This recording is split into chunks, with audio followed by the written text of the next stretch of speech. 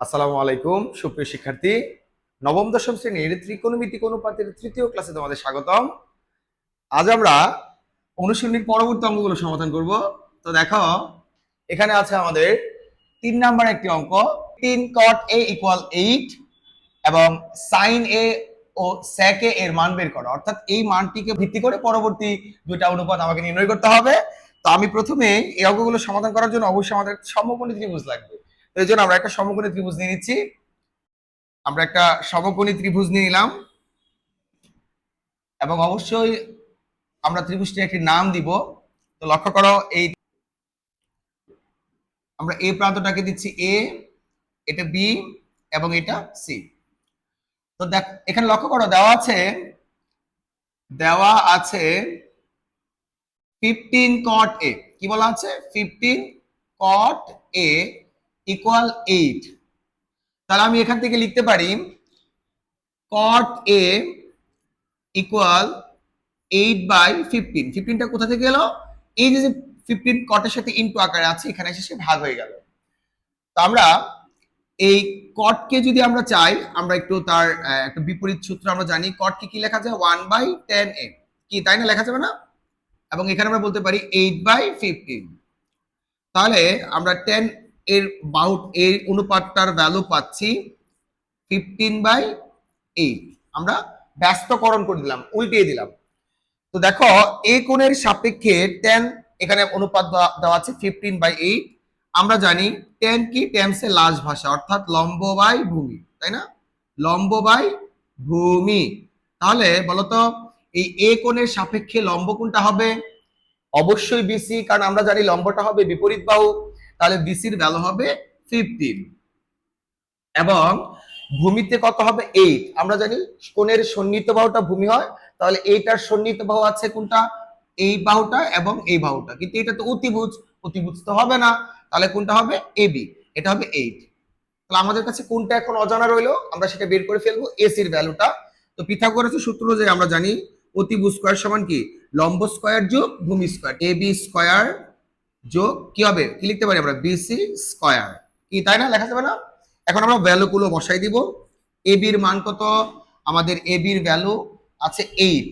এই লিখে পেলাম আমরা 8 স্কয়ার প্লাস বিসির ভ্যালু কত? 15 এর উপরে স্কয়ার ইকুয়াল 8 কে যদি আমরা স্কয়ার করি আমরা লিখতে পারি 64 প্লাস 15 কে আমরা স্কয়ার করলে কত? 225। আচ্ছা, এবার আমরা আমরা লিখতে পারি 289 এবং এটার যদি আমি রুট করে ফেলি তাহলে ভ্যালু হবে 17। ঠিক আছে? তো এই জন্য আমরা এসির ভ্যালু পেলাম 17। তো এবার যেহেতু মনে রাখবে একটা কথা, তুমি যদি তিনটা বাহুর মান তুমি পেয়ে যাও, তাহলে মনে করবা তুমি ত্রিকোণমিতিক অনুপাতের বিশ্ব হয়ে গেছো, কারণ তোমার আর কিছু লাগবে না। জাস্ট এই তিনটা বাহুই তোমার মানে জানলেই বাকিগুলো বের করতে পারবা। তো এবার লক্ষ্য করো, আমরা কি বের করব? সাইন এ এবং স্যাক এ, তাই তো? এবং আমাদের কাছে তিনটা বাহুই এখানে রেডি আছে। তো আমি এখানে তোমাদের দেখাই দিচ্ছি যে দেখো, সাইন এর অনুপাত আমরা কি জানি? সাগরে লবণ আছে, মনে আছে? সাগরে লবণ আছে, তাহলে লম্ব বাই অতিভুজ। তাহলে এই কোণের সাপেক্ষে লম্ব কি? এটা না? এটি কি? বিসি। আচ্ছা, তাহলে আমরা বাহুর নাম ন দিতে পারি বা লম্ব লিখতে পারি। লম্ব বাই অতিভুজটা কত বলতো? এই যে সমকোণের বিপরীত বাহু, তাহলে এসি হবে অতিভুজ। এই যে লম্ব বাই অতিভুজ।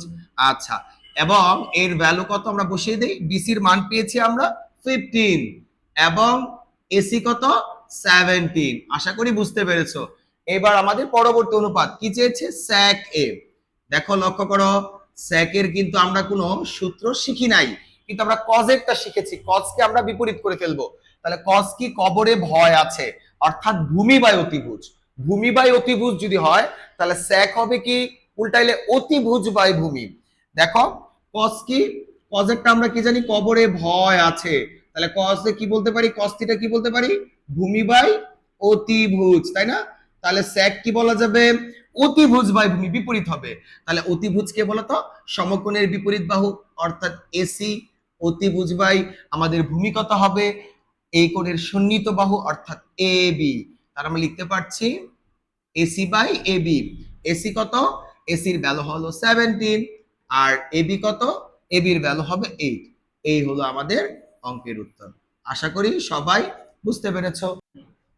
অনুশীলনীর 4 নম্বর অঙ্কটিতে বলা আছে ABC সমকোণী ত্রিভুজের কোণ C সমকোণ AB equal 13 centimetre, BC equal 12 centimetre এবং কোণ ABC ইকুয়াল থিটা হলে সাইন থিটা, কস থিটা এবং টেন থিটার মান বের করতে বলেছে।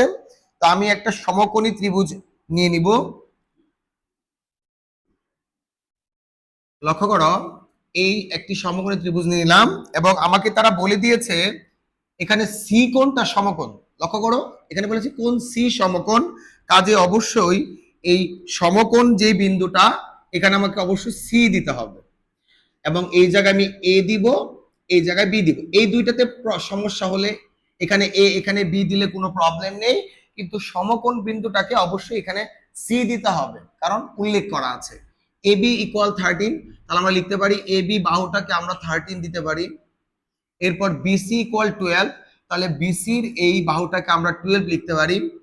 আচ্ছা, কোন A B C equal theta হলে তাহলে এ বি সি, তাহলে এই প্রান্তটাকে আমরা বলতে পারি থিটা হলে সাইন থিটা, কস থিটা এবং টেন থিটার মান বের করো। তো দেখো, আমি পূর্বেও যে অঙ্কগুলো করেছি তোমাদের বলেছি প্রথম কাজটাই হবে ত্রিভুজের তিনটা বাহুকে বের করা। যেহেতু দুইটা বাহু আমরা আগে থেকেই জানি, কাকে আমরা জানি না বলতো, কোন ভ্যালুটা আমরা জানি না, অবশ্যই এসি। তাহলে আমরা এসিটা বের করে নিব। তার আমরা লিখতে পারি যে দেওয়া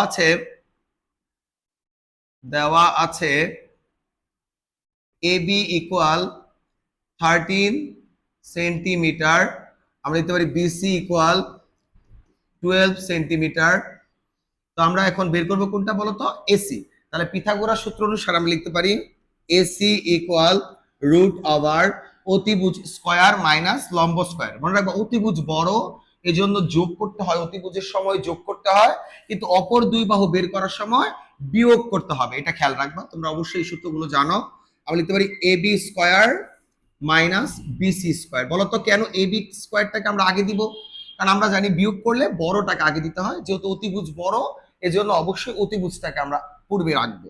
এরপর দেখো এবির ভ্যালু হবে 13 স্কয়ার মাইনাস বিসি কত 12 স্কয়ার লিখতে পারি আমরা ইকুয়াল 13 কে যদি আমরা স্কয়ার করি 169 মাইনাস 12 কে স্কয়ার করলে 144। ঠিক আছে, এবার আমরা এটাকে লিখতে পারি 25 রুট ওভার 25। ঠিক আছে, 5 হবে। তাহলে আমরা পেয়ে গেলাম এসি এর ভ্যালু কত, 5। এই তো আমাদের মূল কাজ শেষ। আমরা তিনটা বাহুর ভ্যালু পেয়ে গিয়েছি, তার মানে আমি সবকিছু এখন ইজিলি বের করতে পারবো। তো প্রথমে চেয়েছি সাইন থিটা কত। তো দেখো আমরা লিখতে পারি সাইন থিটা। বলতো সাইনের বাহুবেদের সূত্র কি, সাগরে লবণ আছে। তাহলে লম্ব বাই অতিভুজ, তাহলে দেখো তো থিটার সাপেক্ষে লম্ব কি হবে, অবশ্যই তার বিপরীত বাহু, এটাকে এসি। লম্ব বাই সাগরে লবণ আছে, লম্ব বাই অতিভুজ, অতিভুজ কি হবে, এ বি হবে, তাই না, অতিভুজ হবে এ বি। তাহলে আমরা এসির ভ্যালু কত পেলাম, এসির ভ্যালু পেয়েছি 5। আর এবি কত, এবি হলো আমাদের 13, এ একটা পেয়ে গেলাম। এরপরে আছে কস থিটা, মনোযোগ দিব সবাই। কস থিটা, কস থিটা কি বলেছে, কস থিটাতে আমরা জানি কবরে ভয় আছে, অর্থাৎ ভূমি বাই অতিভুজ। তাহলে এই থিটার সাপেক্ষে সন্নিহিত বাহু ভূমিকে বিসি হবে না, বিসি বাই এবং অতিভুজ কি হবে বলতো, সমকোণের বিপরীত বাহু অর্থাৎ এবি। আচ্ছা, তাহলে আমরা লিখতে পারছি বিসি বাই এবি। বিসির ভ্যালু কত 12 এবং এবি কত আমাদের, এবি হবে 13, এই হলো 12/13। ঠিক আছে, এবার আসো টেন থিটা। টেন থিটাতে বলে আমরা জানি টেন থিটার সূত্র কি, টেমসে লার্জ ভাষা, আমি এখানে লিখে দিচ্ছি টেন থিটা। এবং এখানে যেহেতু আমরা জানি টেন থিটা কি, এর বাক্য কি, টেমসে লার্জ ভাষা, তাহলে লম্ব কি বলতো, লম্ব হবে সমকোণের বিপরীত বাহু অর্থাৎ এসি এবং লাশ ভাসে ভূমি, ভূমি হবে কি বলতো, ভূমি হবে বিসি। তাহলে এসি বাই বিসি, এসির ভ্যালু হবে 5 এবং বিসি কত 12 হবে। এই হলো আমাদের আনসার। অনুশীলনীর 5 নম্বর অঙ্কটিতে বলা আছে এবিসি সমকোণী ত্রিভুজের কোন বি কোণটা সমকোণ বলে দিয়েছে, সমকোণটা কিন্তু অবশ্যই বি হবে। tan a ইকুয়াল √3 হলে √3 sin a into cos a equal 3/4। আমাকে দেখাতে হবে, এর সত্যতা যাচাই করতে হবে যে আসলে এটা সত্য কি না। তো এই জন্য আমাকে কি করতে হবে, শুরুতেই যথারীতিভাবে আমরা একটা সমকোণী ত্রিভুজ নিয়ে নিব। এই নিয়ে নিলাম একটা সমকোণী ত্রিভুজ। এবং পূর্বের অঙ্কটাতে তোমরা জানতা যে সি কোণটা সমকোণ ছিল বিধায় আমরা সমকোণকে সি দিয়েছি। এবার বলো তো আমরা সমকোণে কি লিখবো? অবশ্যই বি, কেননা এখানে বলে দিয়েছে বি কোণটা সমকোণ, কাজে এখানে বিটা ফিক্সড। তাহলে এখানে আমরা এ দিয়ে দিলাম, এ বি, এখানে আমরা সি দিয়ে দিলাম। আচ্ছা, এবার বলেছে আমাদের কি দেওয়া আছে, একটা ভ্যালু তো তারা দিয়েই দিয়েছে, অবশ্যই দেওয়া থাকবে, একটা ক্লু তোমাকে অবশ্যই তারা দিয়ে দিবে, tan a ইকুয়াল √3। তাহলে আমরা শুরু করছি। দেওয়া আছে tan a ইকুয়াল √3। এবং আমরা এটা জানি যে tan কি, tan সে লার্জ ভাষা, অর্থাৎ লম্ব বাই কি জানি বলতো, ভূমি। এবং নিচে কিন্তু একটা মনে মনে কি আছে, 1। তাহলে আমরা লম্বতে দিতে পারি √3 এবং ভূমিতে লিখতে পারি 1। এবার আসো আমাদের লম্ব কি হবে, যেহেতু এখানে এ বলা আছে, দেখো তো এ বলা আছে না এখানে, তার মানে এ কোণটাকে সাপেক্ষ করে করতে হবে। এবং এই লম্ব হবে বিপরীত বাহু, তাহলে এ কোণের বিপরীত বাহু বিসি, কি তাই না? তাহলে বিসিতে আমরা কত লিখবো, √3। কত বলতো, √3।